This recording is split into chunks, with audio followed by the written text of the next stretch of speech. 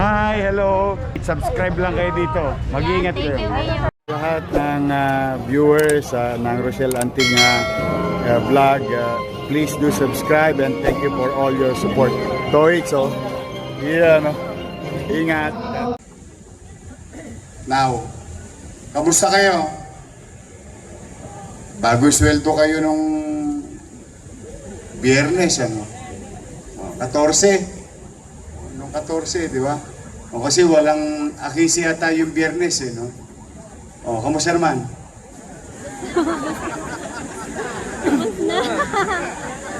Bus na. But before anything else, no? Ako ewan ko, alam ko, hindi nyo man sinasabi, napapagabag din kayo, nag-aalala din kayo sa nangyayari sa ating bansa. Sa hindi pagkakaunawaan ng mga leader ng national government. Kanya-kanyang komento, kanya-kanyang idea, kanya-kanyang salitaan na sa gitna ng krisis na kinakaharap natin na hindi naman natin gawa. Ito'y dulot ng isang insidente at patuloy na nangyayari sa Middle East. Nalulungkot tayo pare-pareho. Maraming nagsasabi sa akin na parang litong-lito na sila sa kaganapan, no? Sa mga leader natin.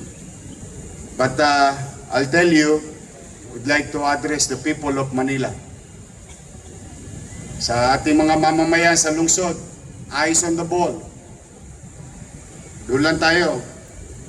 Ngayong umaga, babangon ka. Pupunta ka sa trabaho.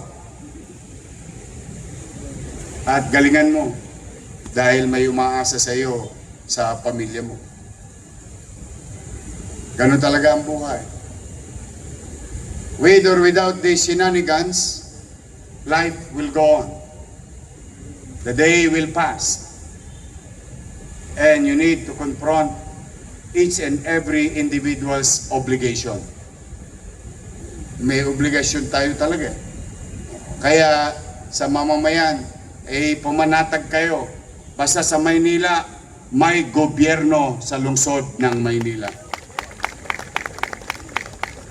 We will continue to pursue, fulfill our commitment to the people on top of our obligation to the people. We will. Kaya sa mga taga-lungsod ng Maynila, magbubuti po kami. Huwag kayong mag-alala. Ako po na mismo, hindi po ako makikisali sa mga alitang yaon. Nang matahimik naman tayo dito sa lungsod. Karapatan nyo makapamuhay ng maayos, tahimik at panatag, na may maliwalas na kapaligiran, na may oportunidad para sa lahat. Mapa-edukasyon, mapakalusugan, mapatrabaho, pabahay, and so on and so forth. We'll do our best. Yan po ipinararating ko sa ating mamamayan sa harapan ng ating mga kapwa lingkod bayan na nanarito ngayon sa flag ceremony. Kayo naman, mga kapwa ko lingkod bayan, paalala ko naman, stay away from noise. Huwag nyo gawing toxic ang buhay nyo. Unang-una, lumayo kayo sa mga bagay na hindi nyo kayang kontrolin. Mag-focus kayo sa bagay na kaya nyo kontrolin, gampanan, tugunan, at gawin. Excel from it. Excel from every field of undertakings na merong inatang sa inyo. Dahil yung ingay ng politika, ang makikinabang lang dyan, politiko. But we, all of us here in the government, is expected to deliver services. kanya-kanya lang tayong hagdanan ng responsibilidad. Pero inaasahan tayo ng taong bayan. Kaya let's continue to focus on delivering services to our people. O ikaw, Jonathan, di ba? Ilang bata ang nabuhay last week. Through your effort. Ayan, si Treasurer. Si Paul, yan. Jet. Budget. Ilang bata nabuhay. Hindi nila alam yun, but I have to give credit where it's due dahil sa mga effort nyo. Dose-dose ng bata. Meron pang binatilyo na itawid natin sa at maiwas sa kapahamakan. Dala ng gobyerno ng lungsod ng Maynila.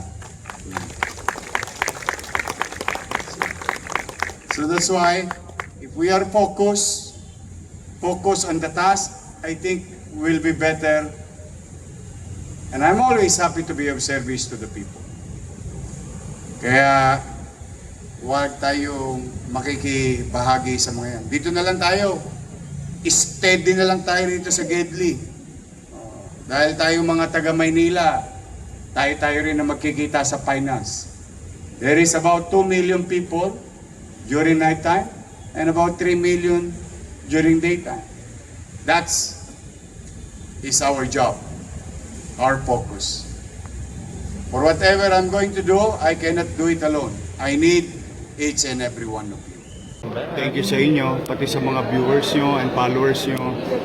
Marami na kayong aabangan. Yes, excited Handa na na ba po kayo kami. mapuyat? Yes naman, your man. Ay makapagpasalamat sa inyong lahat. At sa ating mga vloggers, shout out sa lahat ng vloggers. You survive. Abonado pa kayo. Thank you very much sa inyo, ha? Hi, hello. Subscribe lang kayo dito. Mag-iingat kayo.